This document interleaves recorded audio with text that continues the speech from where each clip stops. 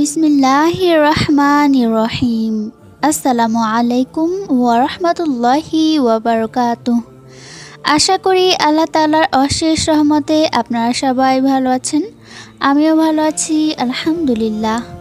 এটি হলো আসমান থেকে খাবার আসার একটি চমৎকার ঘটনা। হযরত আব্দুল্লাহ ইবনে আব্বাস রাদিয়াল্লাহু তাআলা আনহু বলেন, হযরত ঈসা আলাইহিস সালাম বনি ইসরাইলের উদ্দেশ্যে বলেন, তোমরা 30 দিন রোজা রাখো, অতঃপর আল্লাহ তাআলার কাছে প্রার্থনা করো, তিনি তোমাদেরকে তাই দান করবেন যা তোমরা চাও। অতঃপর তারা 30 দিন রোজা রাখার পর বলল, হে ঈসা, আমরা যদি কারো কাজ করতাম তাহলে সে আমাদেরকে পারিশ্রমিক দিত, আমাদেরকে খাওয়াতো। আমরা রোজা রেখেছি, উপবাস রয়েছি। আল্লাহ তাআলার কাছে দোয়া করুন যাতে তিনি আমাদের জন্য আসমান থেকে খাদ্য ভর্তি খাঞ্চা নাজিল করেন। অতঃপর ফেরেশতারা খাদ্য ভর্তি একটি খাঞ্চা নিয়ে হাজির হন। তাতে ছিল 7টি রুটি, 7টি মাছ। তা তাদের সামনে রাখা হয়। অতঃপর তারা সবাই সেই খানা ভক্ষণ করে। হযরত সালমান ফারসি রাদিয়াল্লাহু তাআলা আনহু থেকে বর্ণিত, তিনি বলেন, যখন হযরত ঈসা আলাইহিস সালামের সঙ্গীরা তার কাছে আসমানি খাবার প্রার্থনা করে, তখন তিনি পশমের বস্তু খুলে কালো রঙের পায়জামা পরিধান করেন। অতঃপর পায়ের সঙ্গে পা, গোড়ালির সঙ্গে গোড়ালি ও পদদ্বয়ের সঙ্গে বৃদ্ধাঙ্গুলিগুলো একত্রিত করে দাঁড়ান। অতঃপর ডান হাত বাম হাতের ওপরে রাখেন।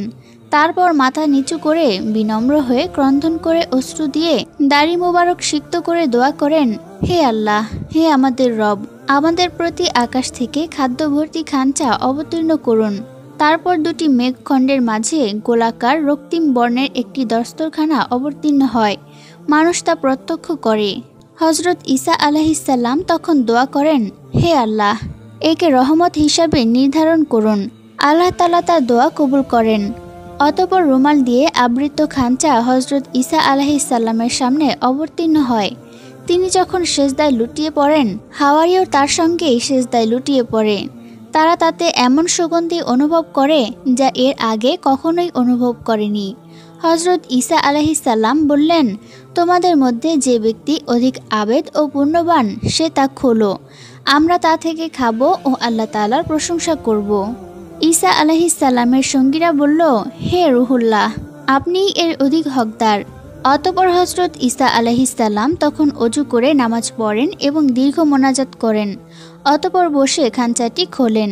খাঞ্চাভর্তি খানা আসার সেই দিনটি ছিল শনিবার, তাই ইহুদিরা এই দিনকে ঈদের দিন মনে করে।